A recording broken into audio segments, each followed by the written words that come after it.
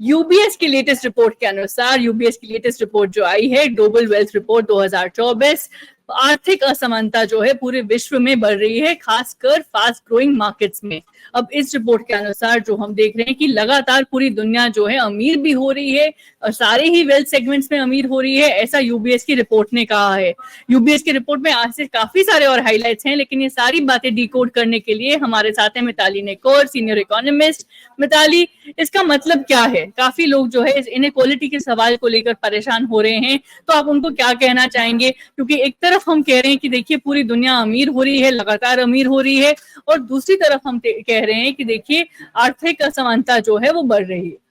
बिल्कुल बिल्कुल साक्षी, अगर हम इस रिपोर्ट को देखें और इसको थोड़ा सा सिंप्लीफाई करके इसके एक दो चीजें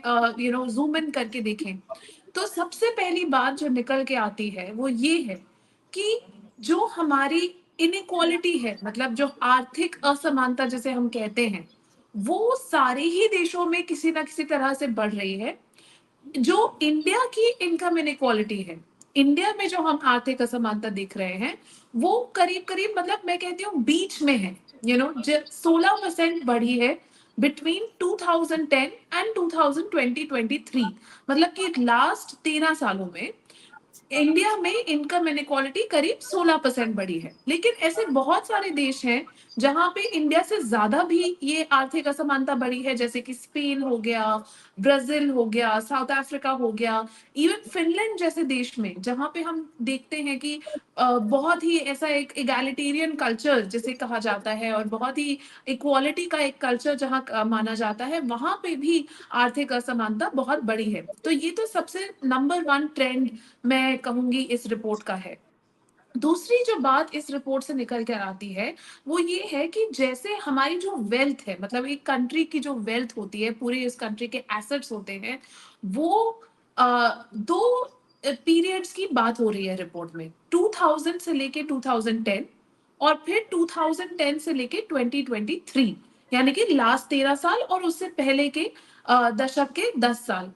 उसमें ये देखा गया है कि जिस पेस पर आपका वेल्थ क्रिएशन हो रहा था, जब आपकी इकोनॉमीज बढ़ रही थी, उस पेस पर जो 2000 से 2010 का पेस था, उससे आधे पेस पर 2010 से 2023 में ये वेल्थ एक्यूमुलेशन हुआ है। तो इंडिया में जैसे हम कहें 14% के रेट पर 2000 से 2010 में वेल्थ ग्रो हुआ, लेकिन 2010 से 2023 में वो ग्रोथ केवल 7% था, तो आधा हो गया।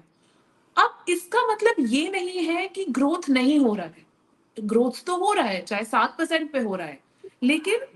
उस रेट पर नहीं हो रहा है जिससे 2000 टू 2010 में हो रहा था। अब इस रिपोर्ट के अनुसार मिताली, ये भी कहा जा रहा है कि देखिए हॉरिजॉन्टल वेल्थ ट्रांसफर दिखाई दे रहा है पूरी दुनिया में। इस रिपोर्ट में ये भी दिखाई दे रहा है कि वेल्थ ग्रोथ जो है, जैसे कि आपने समझाया, वो कहीं ना कहीं सब जगह कम हो गई है। इसका मतलब ये नहीं कि वेल्थ ग्रोथ नहीं हो रही है, लेकिन वो पहले से कम हो रही है, पहले जितनी तेजी पर नहीं हो रही। लेकिन ये हॉरिजॉन्टल वेल्थ ट्रांसफर का क्या मतलब हुआ?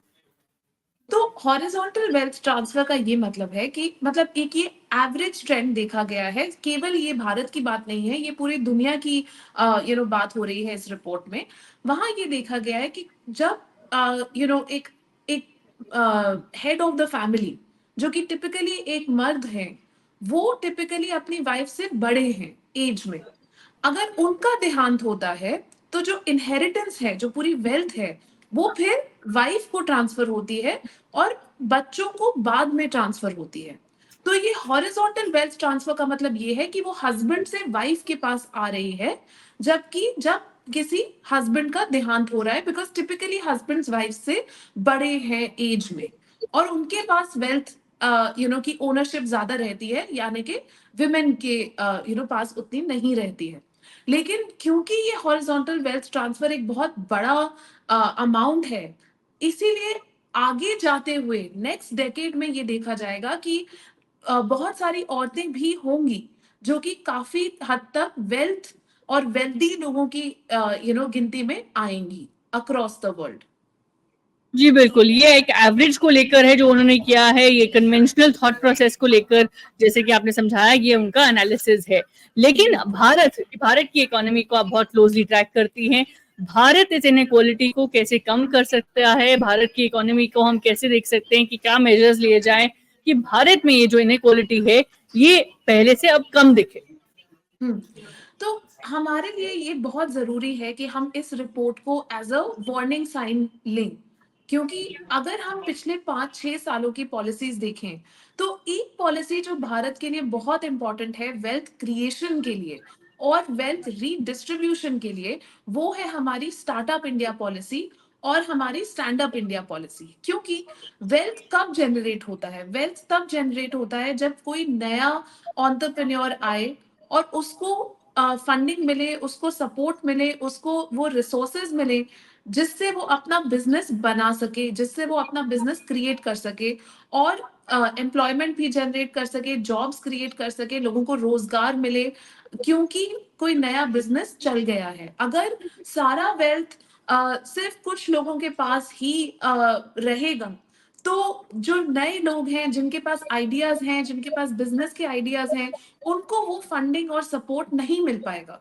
तो ये बहुत जरूरी है कि हमारे जो इन्वेस्टर कम्युनिटी है प्राइवेट सेक्टर में और हमारी जो गवर्नमेंट के एफर्ट्स हैं, दोनों ही साथ मिलके ऐसा एक वातावरण क्रिएट करें, एक इन्वेस्टमेंट क्लाइमेट क्रिएट करें कि जो नए नए आइडियाज हैं, जो हमारे नए एंटरप्रेन्योर्स हैं, उनको फाइनेंसिंग और फंडिंग मिलती रहे और हमारे नए बिजनेसेस सेटअप होते रहे स्टार्टअप इंडिया और स्टैंड अप इंडिया स्कीम्स के तहत। जी बिल्कुल, बहुत धन्यवाद आपके समय के लिए और इस रिपोर्ट की हाइलाइट्स जो है हमारे दर्शकों को समझाने के लिए। Thank you.